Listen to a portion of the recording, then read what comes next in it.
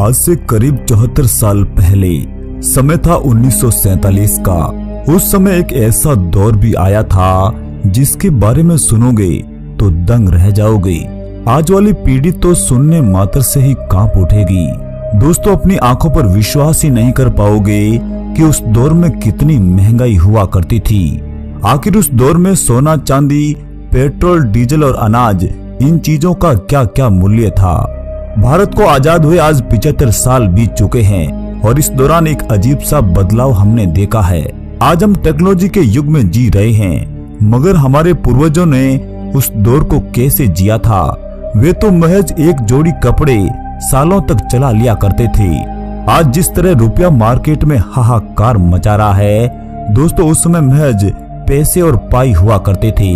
अगर आपका जन्म साल 2000 के बाद हुआ है तो फिर आपने तो पैसे का भी प्रयोग नहीं किया होगा, मगर उस दौर के एक पैसे से पूरे महीने का राशन आ जाया करता था। उसमें भी ना जाने कितना सामान आता था। 1947 के दौर में हमारा रुपया और विदेशी डॉलर बराबर हुआ करते थे। यानी उस दौर में 1 रुपए की खरीदारी करो या फिर भले ही $1 की, सामान तो बराबर ही मिलता था। मगर आज जमीन आसमान का अंतर आ गया है। आज वही डॉलर 75 रुपए के बराबर हो गया है। उस समय खरीदारी तो चिल्लर में ही हुआ करती थी। अगर किसी के जेब में 2-3 रुपए होते थे तो फिर वो तो उस दौर का किंग हुआ करता था और फिर उसका रुतबा तो आज के टाटा बिरला से कम भी नहीं था। दोस्तों, उस दौर में पेट्रोल के दाम सुनकर आप हैरान रह जाएंगे। आज की इस दुनिया में पेट्रोल 100 रुपए के पार चला गया है, जबकि 1947 के दौर में वही पेट्रोल 41 पैसे प्रति लीटर हुआ करता था। यानी इन 75 सालों में पेट्रोल के दाम 225 गुना बढ़ गया है और डीजल तो महज 27 पैसे प्रति लीटर ही था। हाँ, ये बात अलग है कि उस समय गाड़ियां सड़कों से ज्यादा लोगों के ख्वाबों में चलती थी। दोस्तों, सोने का भाव सुनोगे तो आप विश्वास ही नहीं कर पाओगे। आज के दौर में 10 ग्राम सोने का दाम 50,000 के आसपास है।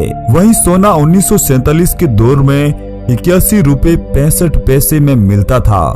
यानी इस दौर तक आते आते सोना करीब 600 गुना बढ़ गया है। दोस्तों, जिस देसी घी का चूरमा आप बड़े चाव से खाते हो, उसमें तो पता नहीं कितनी मिलावट होगी, मगर उस दौर का घी एकदम शुद्ध हुआ करता था और महज 75 पैसे में ही 1 लीटर घी आ जाता था।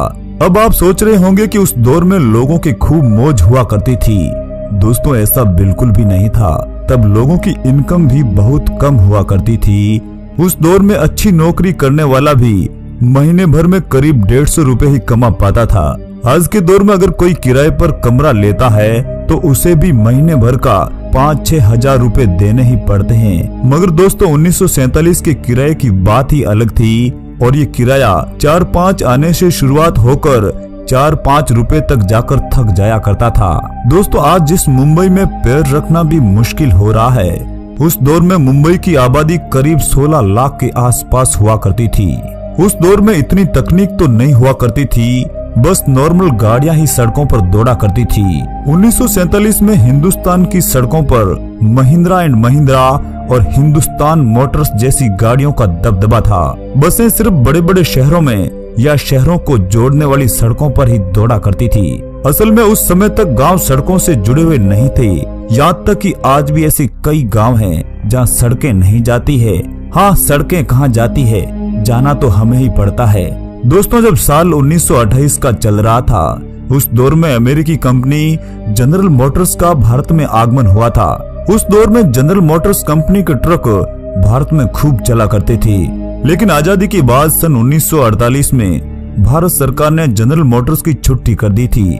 असल में यह हमारी स्वदेशी कंपनियां महिंद्रा एंड महिंद्रा और हिंदुस्तान मोटर्स को कड़ी टक्कर दे रही थी और ऐसे में सरकार को नुकसान भी खूब उठाना पड़ता था।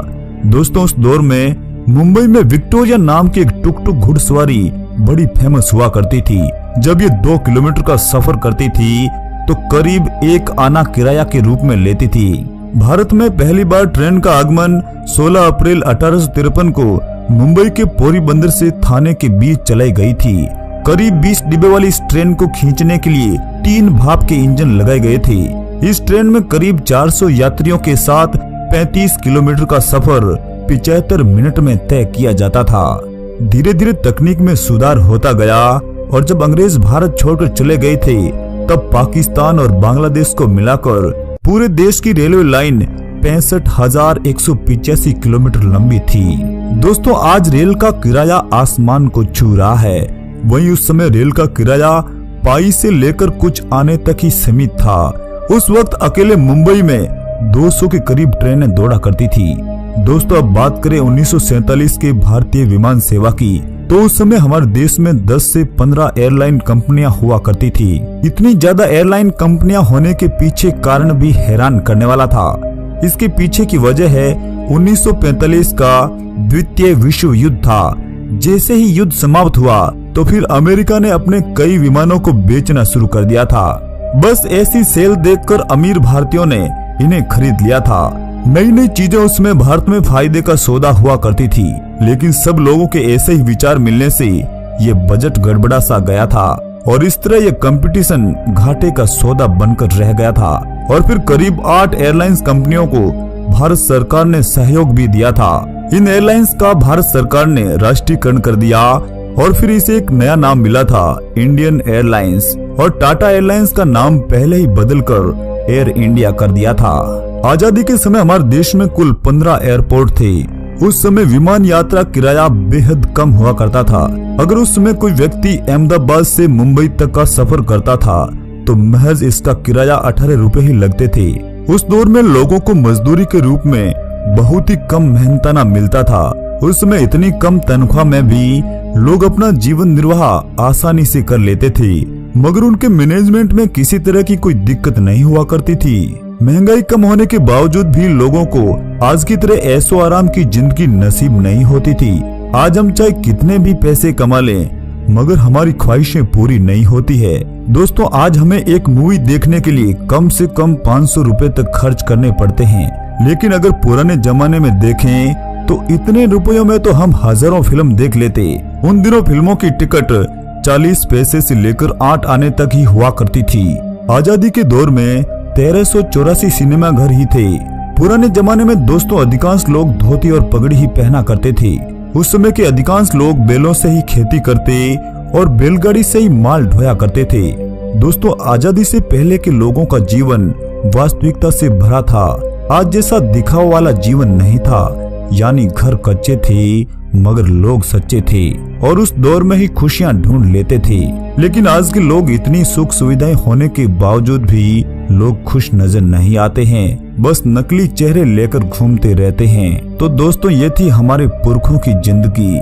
दोस्तों, आज का ये वीडियो आपको कैसा लगा कमेंट बॉक्स में हमें जरूर बताइएगा।